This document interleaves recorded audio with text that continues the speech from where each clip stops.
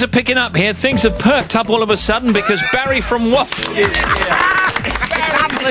Very sweet. Oh, good afternoon, Barry. Oh, good afternoon. I'm cock-a-hoops.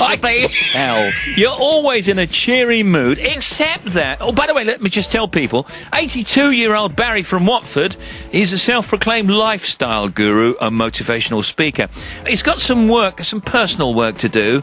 Your wife, Margaret, what's the matter? Well, you know, Margaret's a bit down. Like a lot of people, a bit down. I can't do nothing to cheer her up, you know. I bought her a little gift. You know, that was wrong, of course. What was it, Barry? Well, I suppose in retrospect, nunchuckers was a bit silly, but it's the thought that counts, you know. No, you've got to make an effort with the wife. I'd hate her to become estranged. You know. Yes, of course. She's strange, but estranged. Estranged you don't want. No, you don't want that. No, in the end, I thought, you know, I'd put myself in her shoes. They're a pair of pink slingbacks, but you know, it cheered her up, you know. Yeah, of course. You will wish her our very best, won't you? Yes, of course I will. Margaret, if you're listening, leave the biscuits alone. I'll be... So now, I don't know if you saw, Barry, but they had some kind of conference this week. They had a cinema, didn't they? A cinema, yes, they had a cinema. Yeah, that's right. Yeah. And it was about UFOs, wasn't it? It was, well, what it was incredible story in the papers. Our chance of finding alien life is greater than ever, says Lord Rees, who's apparently Britain's top astronomer. Funny, because I thought that was Russell Grant. He said, no, I mean, the thing that worries me is being abducted, you know. By aliens? Yeah, by aliens and taken to Mars. I mean, you know, if I wanted to live in an inhospitable terrain with no atmosphere, I'd move to Hemel Hempstead. Yes, you know what I mean. Sorry, Hemel.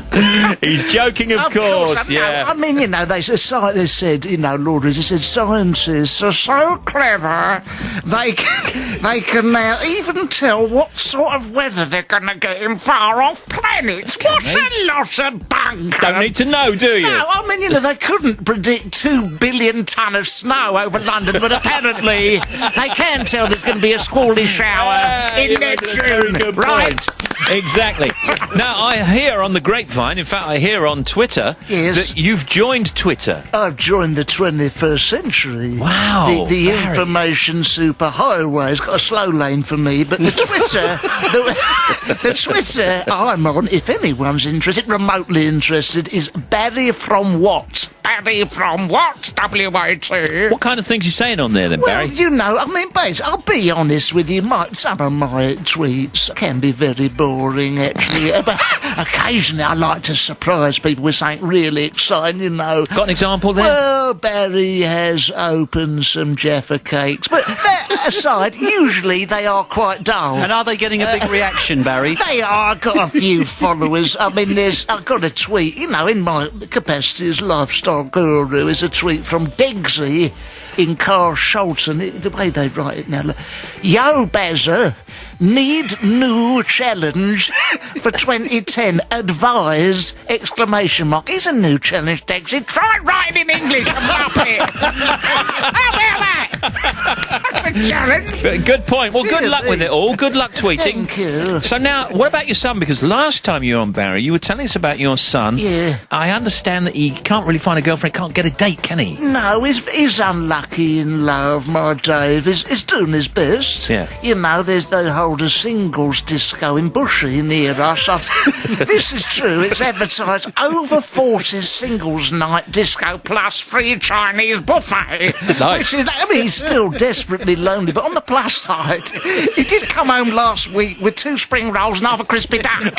So every cloud... Yeah, you get something from it in the end, It's not that bad after all. It's not that bad, but he needs his own place, Steve. Is he still at home with you? Oh, God, I mean, yeah, he brought a young lady back the other day. It doesn't help the romance. You come in, your dad's in his pants, paint his Veruca Roy in front of the Crimson Factor, does it really? It's a nasty image. That's not a romantic image at all for anybody to see. So, this weekend's television, Barry, what do you think? Well, Margaret and I have discovered ITV3. Yes. Oh, it's wonderful. It manages to combine our 2 great passions, cop shows and food. I don't know whether you know. You look at the schedule. It's got this week chicken. They've got Pie in the Sky. Yeah. The Far-Fetched Chef Turned Cop programme.